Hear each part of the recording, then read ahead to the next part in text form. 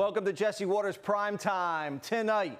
Right now we have a blockade. I didn't like seeing boats come out if they were doing business with Iran. So now Iran is doing absolutely no business, and we're going to keep it that way. America opens the strait for everyone except for the gay Ayatollah. Why do you feel like it's so important to speak up now? When I found out there were others who might have been impacted by Eric, I realized I couldn't be scared anymore because that is how he keeps us quiet. The fear, the shame. The Eric Swalwell sex scandal. You're terrorizing women. Real men don't terrorize women. I can't put him in hell, but I don't think he's gonna make heaven. Democrats want to keep Trump out of heaven and white guys out of space. The last thing I would want in a space shuttle crew would be 7 white guy, U.S. Navy, test pilots like me. Plus, is DEI a good thing or a bad thing? It's a bad thing. Al Sharpton says DEI is great. Oh, okay. Well, if he says great, it's great.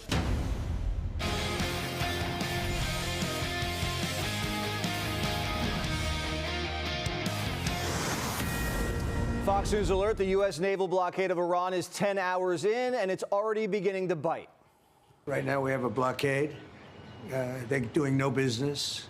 I didn't like seeing boats come out if they were doing business with Iran, but if they weren't, no boats came out. So now Iran is doing absolutely no business, and we're going to keep it that way very easily. Don't forget, their Navy is gone, their Air Force is gone, their anti-aircraft is gone, their radar is gone, and their leaders are gone. It's a lot. The president's warning, if any Iranian ships come anywhere close to our blockade, they'll be immediately eliminated. U.S. Marines are ready to board Iranian oil tankers, and CENTCOM's ready to neutralize any Iranian fast attack boats that slip into the strait to cause mischief. One of Iran's surveillance drones flew too close to one of our destroyers, and we blew it out of the sky. And 2 tankers flying under false flags on their way to China were already intercepted and turned away. This is completely reversing everything Iran did to the strait.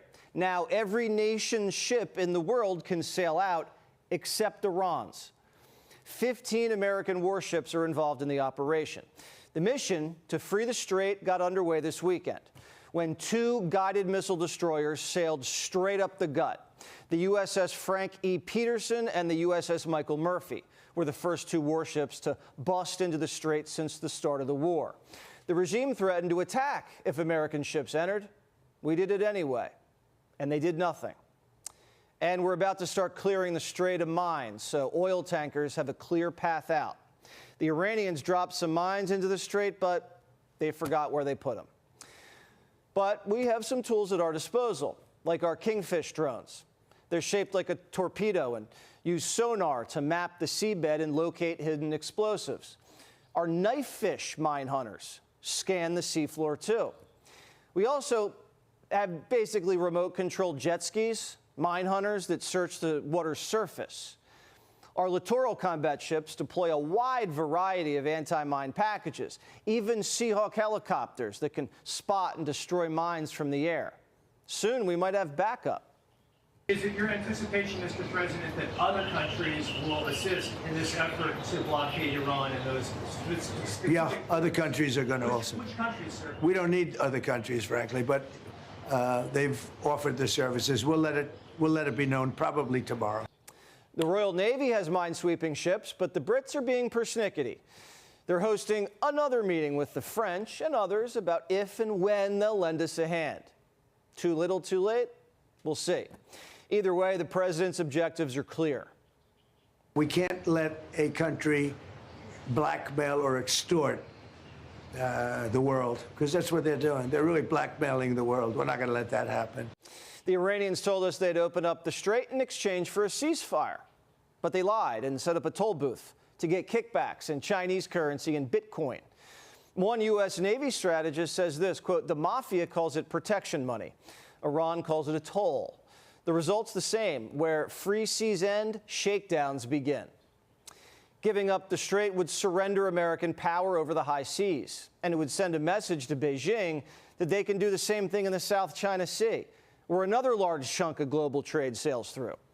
Oil has to flow freely and trade in dollars. Any threat to that is a threat to the pillars of American supremacy. Quarantining Iran hits the regime in the wallet and puts pressure on their biggest customer, China. A successful naval blockade sets the conditions for a full Iranian defeat. The writing's on the wall. Democrats are either playing dumb or they are dumb. I don't understand how blockading the strait is going to somehow push the Iranians into opening it. We've enforced naval blockades on the Iranians before, stopping their shipment of weapons to the Houthis, and a naval blockade of Venezuela. That's what made enemies into friends like that. The markets like the blockade. The Dow shut up 300 points today, and oil futures closed lower. You'd think the market would sell off after no peace deal over the weekend, but no. Smart money thinks the blockade will work. And so does top military brass. A former U.S. Navy commander told Primetime just last week, quarantining them squeezes their head to the wall. And you got to keep squeezing until they squeal. I think it lasts until we can figure out what the Iranians are doing, continue to target their command and control, and if necessary, continue the kinetic attacks like you intimated. Go after those bridges. Go after that electrical plants. Put them down and make them hurt. Take them down to their knees if we absolutely have to. But we try to do it in a manner initially by putting a stranglehold on Karg where they cannot get oil out. And if China gets upset, gee, that's a win-win for the United States. The Chinese are feeling the squeeze, too. The U.S. just became the world's emergency gas station. More on that in a minute. Which means no cheap, unsanctioned oil for Beijing. China's about to pay a premium, and their oil supply is about to get crushed. Xi's about to tap. Mr. President, has Xi Jinping reached out? I know you're going to be... No, but we have a very good relationship with China. He would like to see this ended also. He certainly wants it ended. Everyone, I want to see it ended, too. Remember the last time we threatened bridge and power plant day? China called Iran and told them to cry uncle. Now the Iranian oil blockade is probably the knockout punch. The Iranians are trying to outlast us. The longer the war goes on, the longer their regime can hold off a revolution. But their economy is experiencing a crippling depression. This blockade's costing the regime almost $400 million a day. That's $13 billion a month. Plus, the Iranians can only store oil for about 2 weeks before they have to start shutting off wells. The Iranians can't outlast us. The world's turning to us for energy. Over 120 empty oil tankers are on their way to the Gulf of America. Many ships are heading to our country right now as we speak to load up with the best, really, I guess you could say, somebody said the best and sweetest. I don't know exactly what sweet is, but when it relates to oil, it's a good thing. But they're coming to our country right now. There are many boats coming to our country. Iranian steel and petrochemical industries have been wiped out. Without oil revenue, all they can sell are pistachios to Pakistanis. It could get worse. The president's still weighing limited airstrikes, saying a number of additional targets are very easy to hit. The Iranians are losing their cards here. And Vance, who just spent 20 hours negotiating with them, says that we're in the driver's seat. I think the Iranians are going to determine what happens next as the President of the United States says we have the cards. We have the military advantage. We now have additional economic pressure that we're applying on them through the blockade that we've imposed on their oil coming out of the Straits of Hormuz. So we have a lot of cards. We have the leverage, and we're going to see what the Iranians do with that. The ceasefire only has 8 days left, and the Iranians aren't playing ball. They don't understand that they're not negotiating with Barack Obama. They will never have a nuclear weapon. Iran, you marking it down? Iran will not have a nuclear weapon. And we agreed to a lot of things, but they didn't agree to that. And I think they will agree to it. I'm almost sure of it. In fact, I am sure of it. If they don't agree, there's no deal. There'll never be a deal. Iran will not have a nuclear weapon, and we're going to get the dust back. We'll get it back either. We'll get it back from them or we'll take it. Iranians could still have uranium deep underground. They're estimated to have over 1,000 pounds of it. The United States and Israel bombed their research labs and yellowcake facilities and killed their top nuclear scientists. But there's still a complex tunnel system built deep underneath their mountains. American satellites are monitoring the situation, and so far, nothing's been moved out. Pakistan says Iran doesn't have the military means to keep up the fight against us. It's only a matter of time. A door to a deal isn't closed. This is what a source tells Axios. Both sides are bargaining. It's a bazaar. We've been called this morning by the right people, the appropriate people, and they want to work a deal. They would like to work a deal. The New York Times, though, is hoping we lose the war because of their TDS. I really don't want to see Bibi Netanyahu or Donald Trump politically strengthened by this war because they are two awful human beings. They're both engaged in anti-democratic projects in their own countries. They're both alleged crooks. They are terrible, terrible people doing terrible things to America's standing in the world and Israel's standing in the world. And so I really find myself torn. I want to see Iran militarily defeated, but I do not want to see these two terrible people strengthened. Friedman's like, destroy the world's top terror regime and take away their nukes, or Trump looks good. Tough one.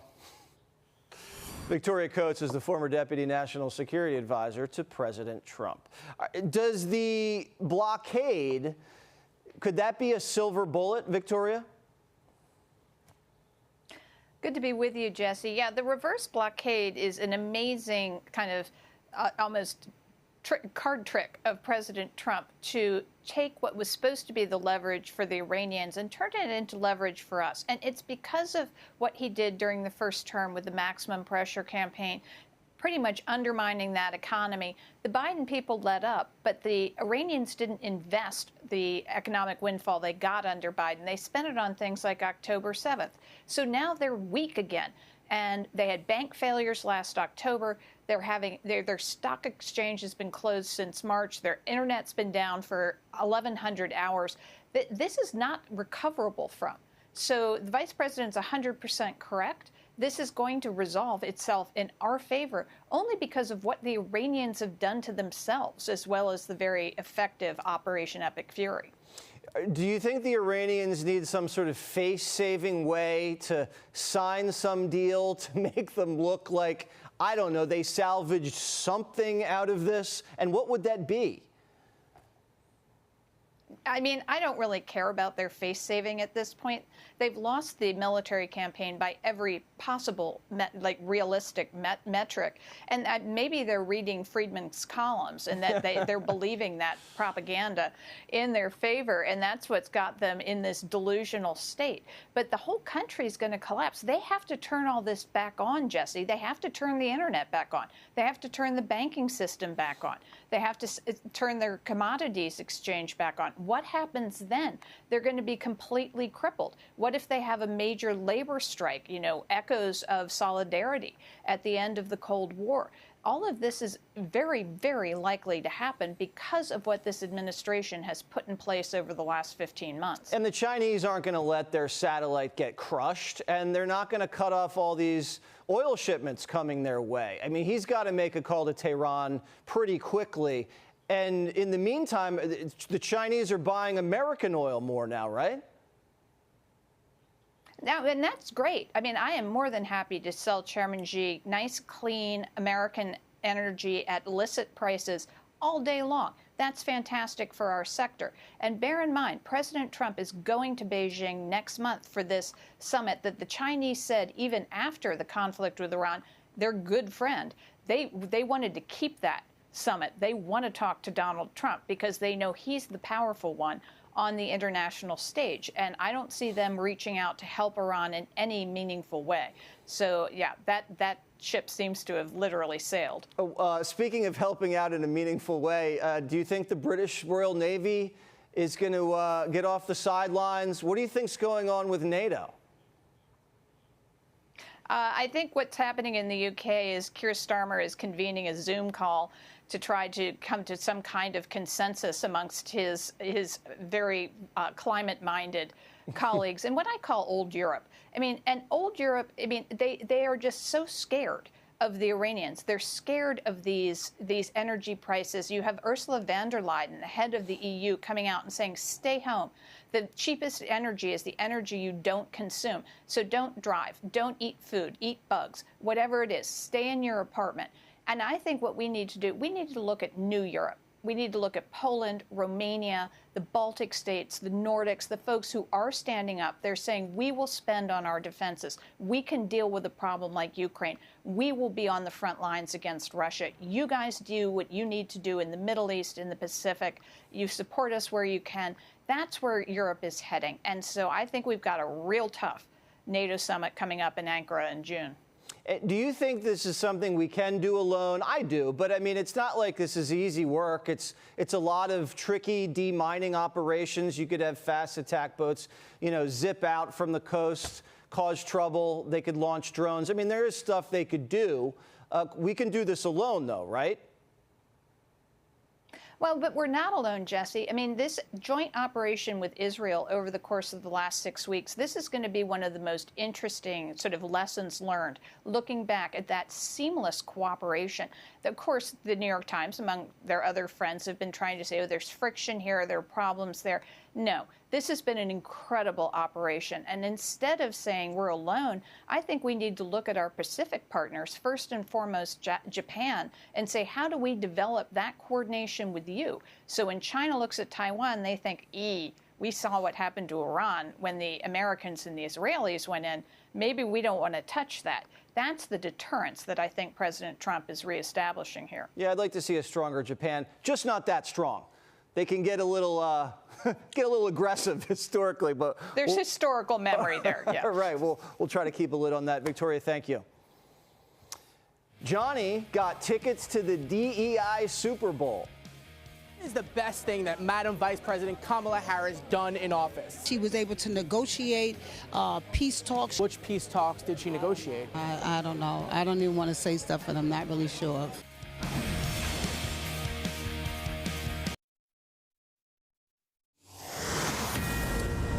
Fox News alerts Swalwell's finished. His campaign for governor is officially over, and hours ago he resigned from Congress after several sexual assault allegations. The congressman is now under criminal investigation by the Manhattan District Attorney. 4 women have come forward. Sexual assault allegations, as well as harassment, explicit messages, and unwanted advances. One former staffer says he raped her while she was heavily intoxicated. All she remembers is waking up and he was sucking on her toes. She claims he left her bruised and bleeding. Years later, she says it happened again. Both times, she couldn't consent. I went to the bathroom and I don't remember anything after that. You don't remember anything? I remember the next day, I can see flashes of that evening, of him on top of me pushing him off, him grabbing me. It was a lot more aggressive. It was aggressive. Did you say no? Yes, I said no. In my flash that I can recall, I was pushing him off of me saying no. And what did he do? He didn't stop. He didn't stop. And you woke up the next morning? I woke up the next morning naked, alone in his hotel room. He allegedly sent her a video of himself sitting on a plane, rubbing himself. And in a different incident, she accused him of exposing himself in the car, asking, "Would you help me out?" Medical records and text messages corroborate the timing of some of these allegations. A second woman says she met him through politics, ended up drunk in his hotel room, total blackout. Another woman says Swalwell bombarded her with nudes over Snapchat, so the messages disappear. Even showed up at her house, uninvited. Fox News is reporting that tomorrow another alleged victim will hold a press conference in Beverly Hills. Swalwell was a vocal supporter of Me Too, believe all women. He crucified Kavanaugh, no due process. Either Ari, this person committed these horrific acts, or he is the single unluckiest person in the world for these people to conspire and make up lies against him. Swalwell must have had a guilty conscience because he acted like a real saint. Swalwell became famous for fighting Trump. That's it. January 6th, impeachment. He didn't fight for California. He just spent all day online and on TV antagonizing the president. So when the scandal hit, every Democrat in California said, "Swalwell who?" The congressman's denying the most damaging claims, saying this, quote, "I will fight the serious false allegations that have been made." And the media, they're patting themselves on the back. They think they took him down. Dramatic end of the weekend news in California, and a real testament to the power of investigative reporting. The media didn't take him down. They propped him up. Reporters are now coming out of the woodwork saying, "We knew the guy was a creep for years. It was an open secret all over Washington." So why did it take so long for Swalwell to go down? This has Democrat fingerprints written all over it. They used Swalwell as a weapon to attack Trump and protected him until he became their problem. California has a jungle primary. See, only the top two move on. And the polls were showing the two Republicans could potentially make it. Democrats would have been cooked, locked out. So they might have Me Too'd Swalwell to open up a lane for Potatoes Porter or billionaire Tom Steyer. Democrats know how to play dirty. They either shoot you or coup you. Quick, clean, no questions, fall in line. Or you're next. Florida Congresswoman Anna Paulina Luna is on the Oversight Committee, and she joins us now. All right, Congressman, what was Swalwell like in Congress? Did he have a rep? Yeah, he did have a reputation. And as you know, Jesse, I was actually the member of Congress that wrote the expulsion resolution for him, and I was ready to call it up and did tell him that if he did not resign by tomorrow that it would be filed, and we did have the votes to expel him from Congress. So what I will say is that many people on the Hill knew about this. Many reporters have come forward, even in talking to me, saying that they had heard stories about this. But I do think that he has serious criminal problems on his hand, and I do think that he might end up in jail, Jesse. And if I could just share with you for a moment, not only did I receive forensic reporting showing that, you know, that infamous video of him in the hotel room was indeed him. It was not AI generated. But I'm also being told that, more stuff is going to be dropping in the next 24 hours. And then also potentially the individual that recorded that video in that hotel room, Jesse, was a female and she was underage. Oh, just so the audience is aware, there's a video that's circulating. Fox hasn't confirmed it yet. It appears to show Swalwell on a bed, maybe another guy making out with a girl. That's it. That's all we know. But if what you're saying is true, and we don't know, but if that's true, that is very, very, very bad news. But back up. You're saying reporters on the Hill knew Swalwell was a shade ball but didn't investigate? Because why? Because he was a Democrat? I don't know why they didn't push this further. I think that there's a lot of kind of back scratching taking place on the Hill in general because it's happening within our own party as well. But yes, they knew about it. They did not report on it. And you're seeing now that, I mean, I don't know about you, Jesse, but I don't have 50 staffers, let alone 50 staffers that would come out and say that this is wrong and that you need to resign from office, right? So it was clearly a pattern. And as you're seeing with some of the text messages coming out, and I think, again, with this criminal investigation, there's a lot there with him. So, yes, he resigned, I think, to maybe save his family going through this. But ultimately, at the end of the day, when he did what he decided to do, just based on the grounds of him having an inappropriate relationship with a staffer. But now we're looking at the criminal activity. And I stand by what I said because I saw, again, the forensics report of that video.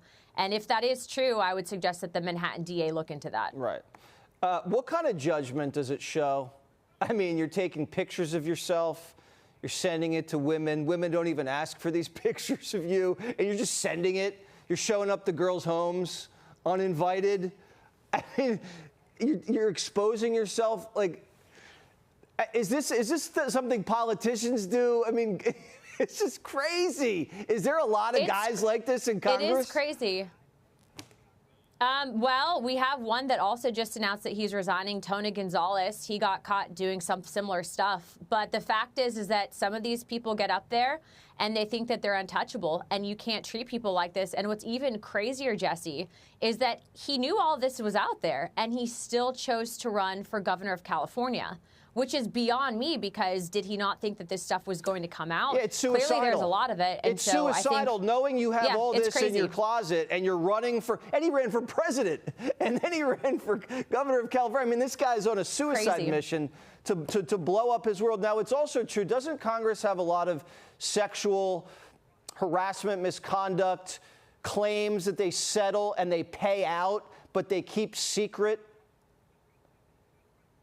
Yeah, they do. That's the Congressional Slush Fund. Actually, Representative Mace had made the motion to release all those files. I voted for it. A majority of members of Congress actually referred it to ethics, which we could talk about separately. They need an overhaul.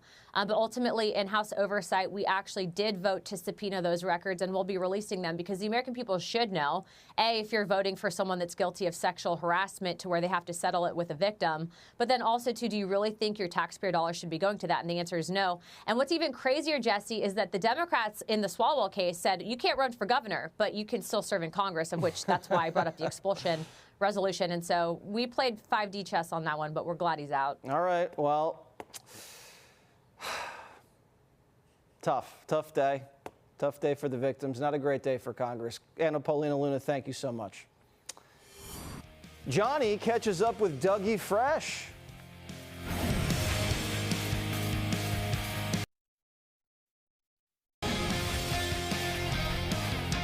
The left let loose at their favorite event this year, Reverend Al Sharpton's DEI Thursday party. It's their Super Bowl. Everyone showed up, and it didn't take long for Democrats to start auditioning for 28. They saw Gav soft launching his campaign and got jealous, couldn't let him get a head start. So Kamala stepped up.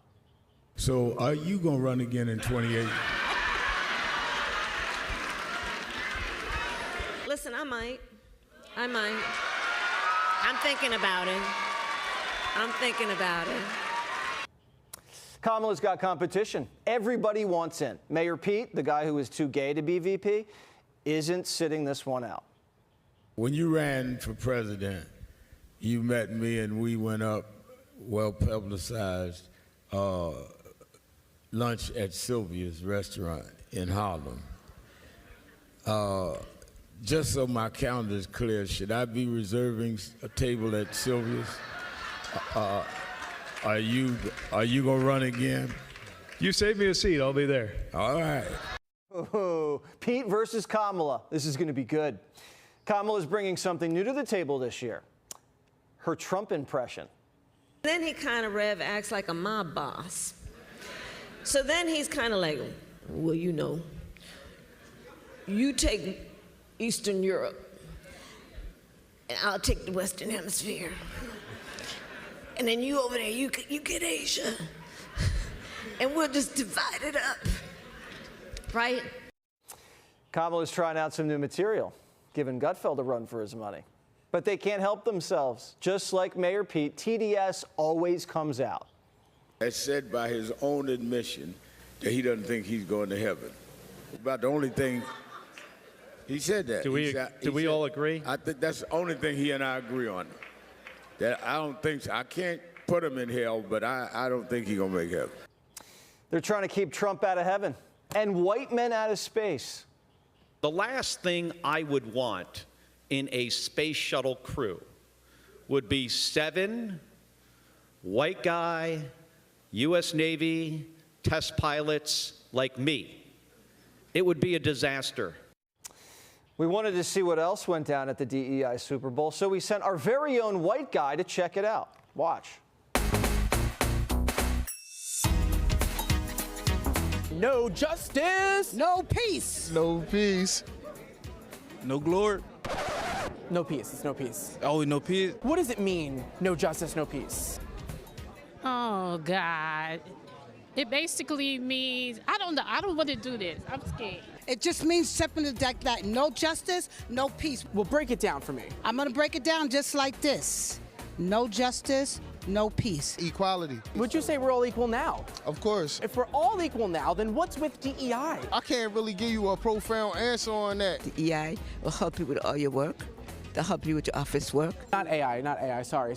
DEI. Okay, what's that? You tell me what that is. What is the DEI? DEI. DEI.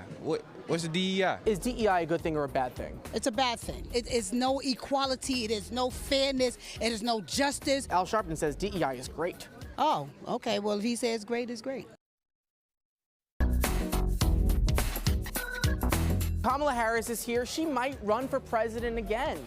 Do you think she should do it? Are you Team Kamala? Yes, I said You were robbed. I'm Team Kamala all the way. Of course. Why would I not be? But she didn't win any swing state. She's going to swing those swing states. That's it. How is she going to swing those swing states? Oh, she's going to swing them. We're going to swing them. Let's say she's going to swing them. When you have unfairness and people stealing states and votes, of course. Who stole the votes? You could just look who's in the White House. He stole them. You can, it's obvious. Do you want to stop the steal? We want to stop the steal now. What are we going to do to protest? We're going to get our people out. We're going to march. We're going to march. Peacefully. Peacefully. Patriotically. Patriotically. I would. What is the best thing that Madam Vice President Kamala Harris has done while she was vice president? I really don't know. She was able to negotiate peace talks. Which peace talks did she negotiate? I don't know. I don't even want to say stuff that I'm not really sure of. I like that she stand with the Biden. So if we elect her again, we'll get more Biden. Is that good? Biden wasn't that bad. He was not that bad. No. No. Was Biden with it? No, he wasn't really. He wasn't with it, but he was great. Yeah, he was great. Yeah, right. But she... Who cares about the brain? Exactly. Right. Joe Biden's going to be fine. Kamala Harris is here. She didn't win any swing state, but she might want to be president again. How's that going to work? Well, we'll see. I'm not going to get out in front of this process. I'm going to stay behind it, push it along. Would you be Team Kamala? Well, we'll see. Johnny from Fox, how's it going? Is she running? Can we just give it up again for my husband? Mayor Pete. He says he wants to be president too. Well, God bless him. I'm not too keen with Pete. Kamala said he was too gay to be vice president. Well, Mr. Secretary, are you running? How are you doing? Are you running? I don't have an answer for you today on that, you know. Ladies and gentlemen, introducing President Alfred E. Neumann. If Kamala Harris and Donald Trump had a rematch, you choose? I pick Donald Trump. Who do you want to be the Democrat nominee in 2028? I'm going to go with Kamala. I'm rooting for Obama again. Kamala Harrison. Just Kamala Harris. Harrison. I am Kamala Harris. My pronouns are she and her. Do you know who I am? The handsome Fox. Drop it to his hot. Ooh, here's Johnny. Here's Johnny. Oh, man. Jimmy Fallon is the host of Fox News Saturday Night. So they didn't really know a lot that was going on at the DEI conference. No, not the most well-informed electorate out there. If you watched all the clips, it was pretty obvious that anybody who watched this, the Democratic frontrunner in 2028 is Joe Biden. Okay? He almost has to be. You watched Kamala. I watched Kamala. You saw the Godfather thing? Yeah. What do you think is worse? Kamala impersonating the Godfather or Newsom's wife wanting it to be the God partner because they don't acknowledge gender roles? It's embarrassing. And the more you watch Kamala talk, the more you realize she only wants to be president because it comes with a designated driver, okay? She is a day drunk mess. She is. The Mayor Pete at the Al Sharpton conference, they're kind of like a fish out of water. Yeah, a little bit, I was gonna say. And let me jump in here. He is polling at 2% with black people. So there are more black people listening to Coldplay than there are voting for Pete Buttigieg right now. Game, set, match. And since we're talking about racial components, Mark Kelly doesn't want white astronauts in space? Did you see Mark Kelly's space crew? It looked like a No Kings rally. It was just old, bald white people just hanging out. I mean, whites have done well in space so far. I was just going to say the whites are having a decent week. I mean, we're going to the moon. And, you know, even better than that is we had a black pilot who did not take the bait. We had our first black moon mission pilot, which is also why it was the first spaceship to get stopped by the cops. But that's neither here nor there. He did not play into that. And good for him. I love that guy. He's awesome. We'll have a little bit of him after we kick Jimmy out of the studio. You're going to have to. Do you think that Reverend Al, his reputation has been, I don't know, rehabilitated since maybe he started paying his taxes again? I mean, he took off the cowboy hat. He lost a little bit of weight. He has lost weight. Do you think he's on the fat shot?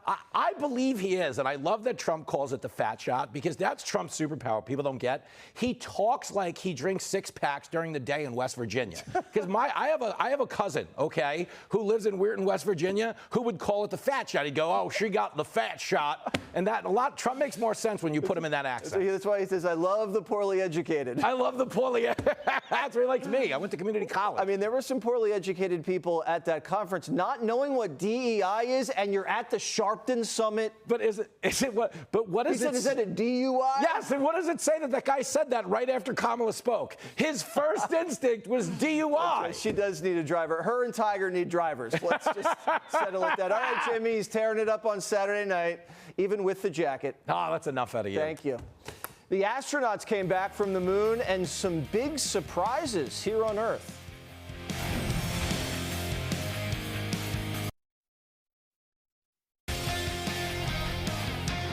Splashdown confirmed at 7:07 p.m. Central Time, 5:07 p.m. Pacific Time. A perfect bullseye splashdown for Integrity and its 4 astronauts. Jubilation here in the flight control room. The first crew member is out of Integrity. The Artemis II crew's getting a hero's welcome after their historic trip to the dark side of the moon. Senior correspondent Kevin Cork has the details. Kevin.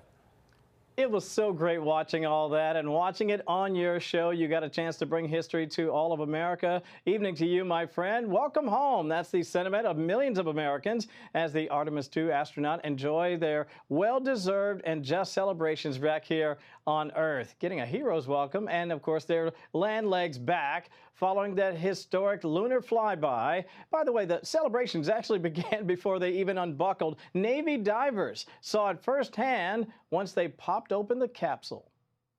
When we first opened the capsule, we heard a lot of screaming, but you could immediately tell that everything was fine, and it was screams of joy. Ah, pure joy indeed. Meantime, the pilot, Victor Glover, got a hero's welcome of his own from his neighbors, proving once again getting to know your neighbors is a very good thing. Meantime, and I love this story, you know how much I love dogs. Apparently, Christina Koch's dog couldn't wait to see her.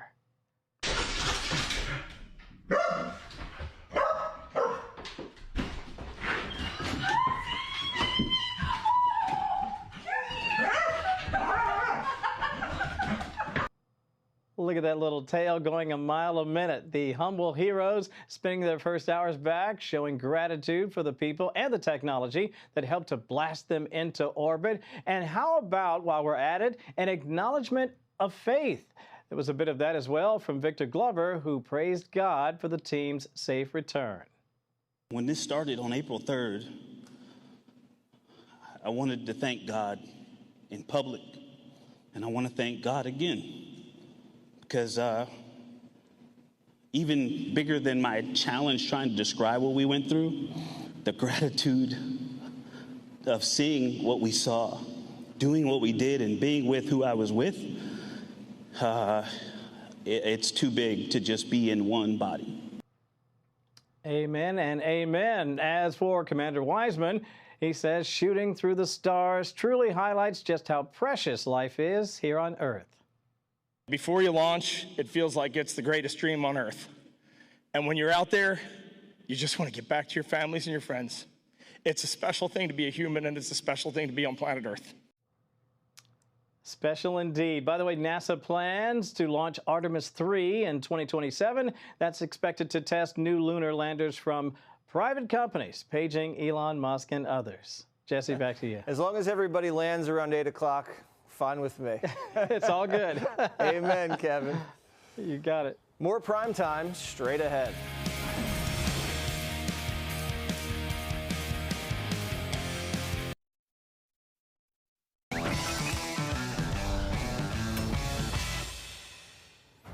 Happy birthday to my mom. Mom, love you so much, despite our political differences. Let's do some texts. Tom from Griffin, Georgia. Hey, Ron, our king beats your straight. Thanks for your attention to this matter. Larry from North Platte, Nebraska. Hopefully when China buys our oil, the barrels say made in the USA. Greg from Bloomington, Illinois. Surprised Swalwell hasn't blamed this one on Russia collusion. Christy from Fort Worth, Texas. Can Kamala also do a Brit Hume impression? Brit Hume, the impression Greg does, it's getting rough. I think he needs to re-rack that. I like his Bruce Springsteen impression much better. Tony from Greenwood, Wisconsin. 2 days of DEI this week. What a treat. And every day is TDS Tuesday. Peter from Kingston, Massachusetts, do they need an ID to get into Al's conference? Yes, they did. Ann from Oklahoma City, I think 7 guys exactly like Mark Kelly in a situation sounds like a disaster.